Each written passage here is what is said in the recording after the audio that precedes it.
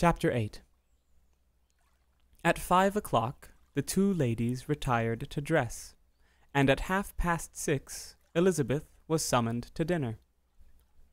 To the civil inquiries which then poured in, and amongst which she had the pleasure of distinguishing the much superior solicitude of Mr. Bingley, she could not make a very favourable answer.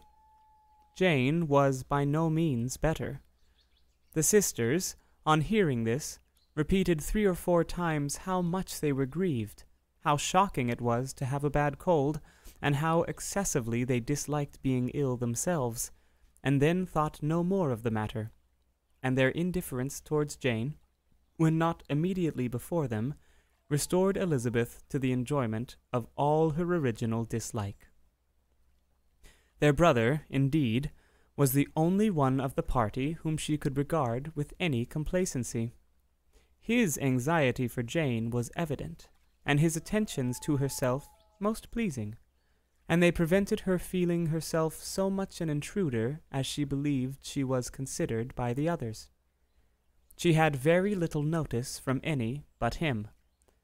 Miss Bingley was engrossed by Mr. Darcy, her sister scarcely less so, and as for Mr. Hurst, by whom Elizabeth sat, he was an indolent man, who lived only to eat, drink, and play at cards, who, when he found her prefer a plain dish to a ragout, had nothing to say to her. When dinner was over, she returned directly to Jane, and Miss Bingley began abusing her as soon as she was out of the room. Her manners were pronounced to be very bad indeed, a mixture of pride and impertinence. She had no conversation, no style, no taste, no beauty.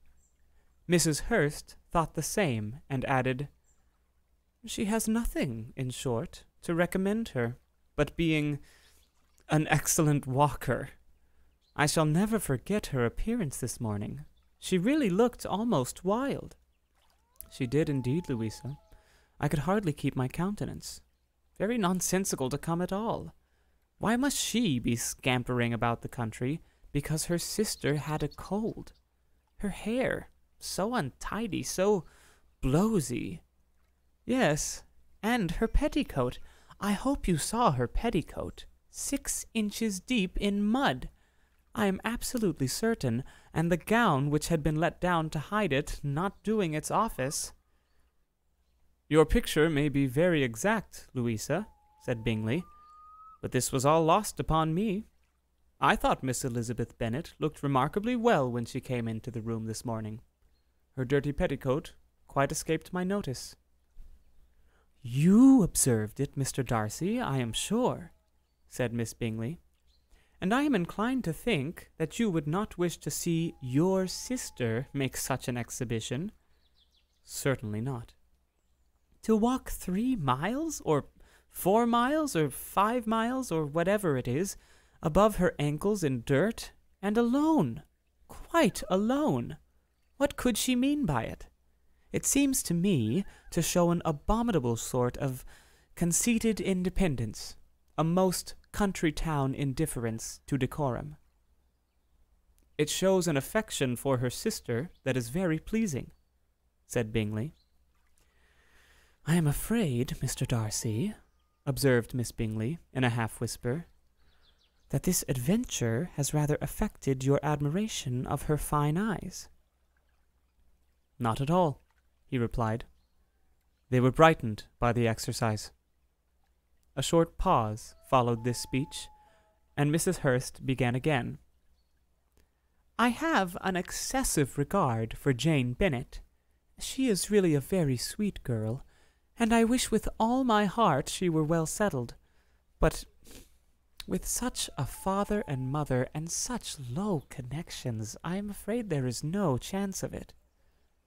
I think I have heard you say that their uncle is an attorney in Meryton?"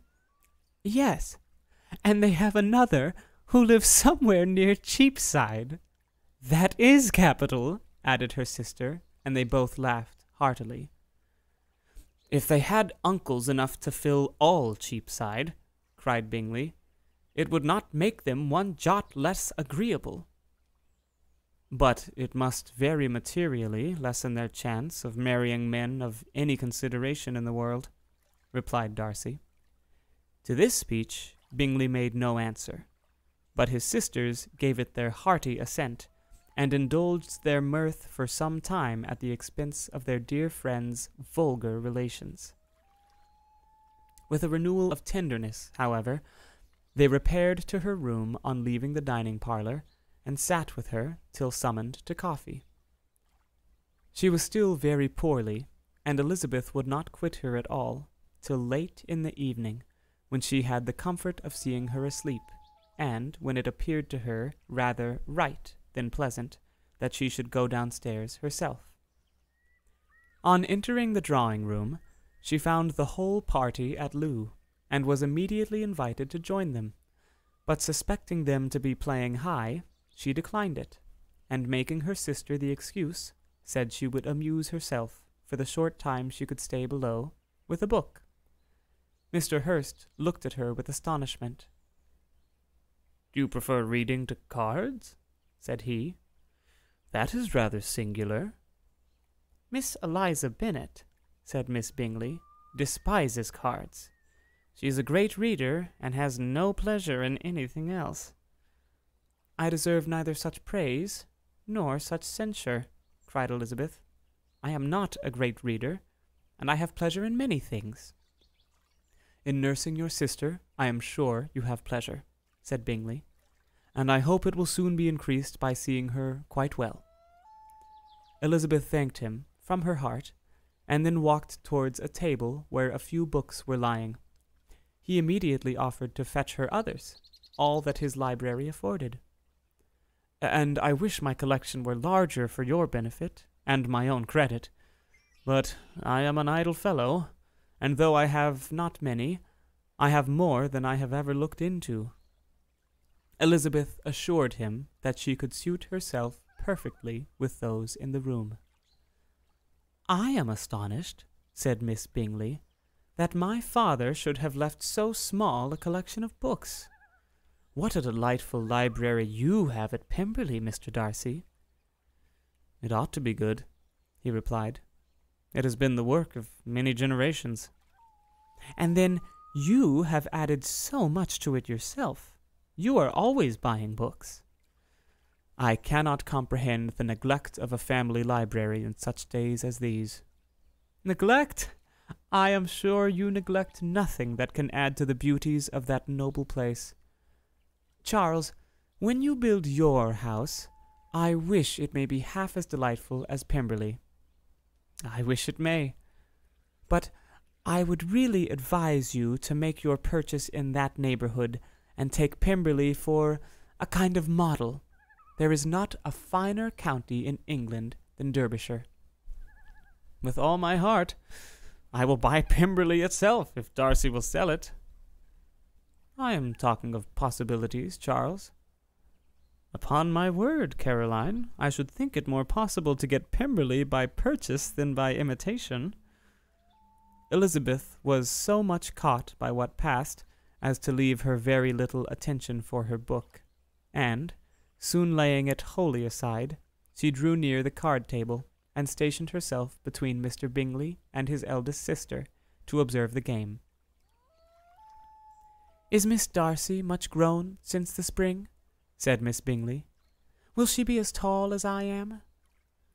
"I think she will. She is now about Miss Elizabeth Bennet's height, or rather, taller." "How I long to see her again! I never met with anybody who delighted me so much. Such a countenance, such manners, and so extremely accomplished for her age. Her performance on the pianoforte is exquisite."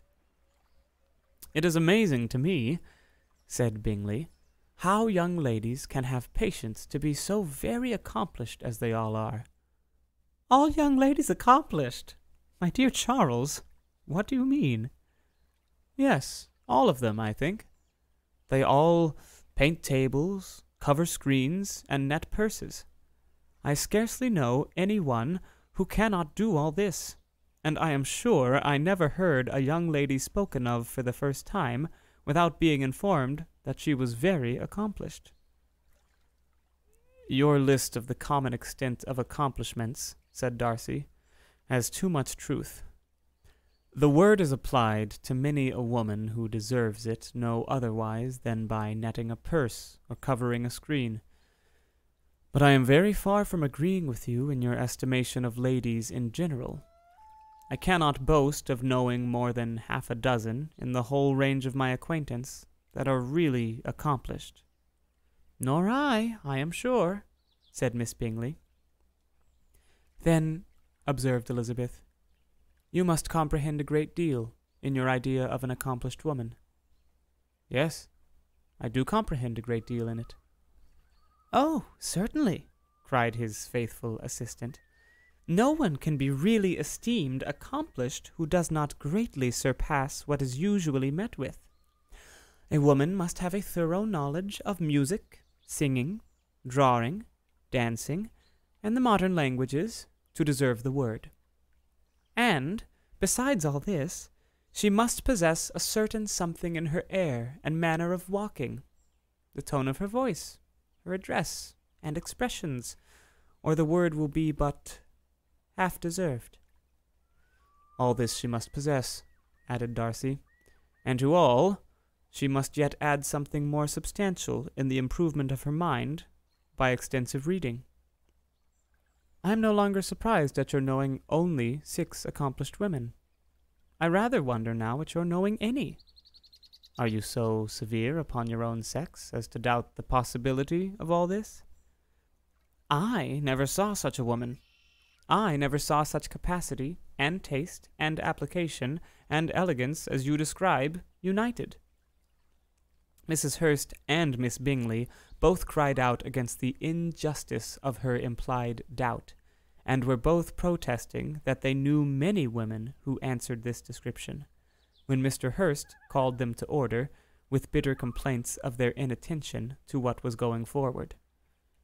As all conversation was thereby at an end, Elizabeth soon afterwards left the room. "Eliza Bennet," said Miss Bingley, when the door was closed on her, "is one of those young ladies who seek to recommend themselves to the other sex by undervaluing their own.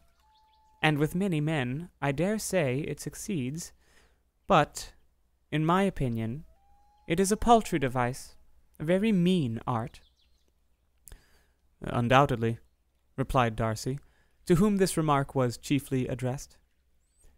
"There is meanness in all the arts which ladies sometimes condescend to employ for captivation.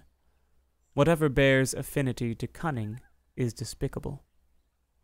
Miss Bingley was not so entirely satisfied with this reply as to continue the subject. Elizabeth joined them again, only to say that her sister was worse, and that she could not leave her. Bingley urged Mr. Jones's being sent for immediately, while his sisters, convinced that no country advice could be of any service, recommended an express to town for one of the most eminent physicians. This she would not hear of, but she was not so unwilling to comply with their brother's proposal, and it was settled that Mr. Jones should be sent for early in the morning, if Miss Bennet were not decidedly better. Bingley was quite uncomfortable. His sisters declared that they were miserable. They solaced their wretchedness, however, by duets after supper, while he could find no better relief to his feelings than by giving his housekeeper directions that every possible attention might be paid to the sick lady and her sister.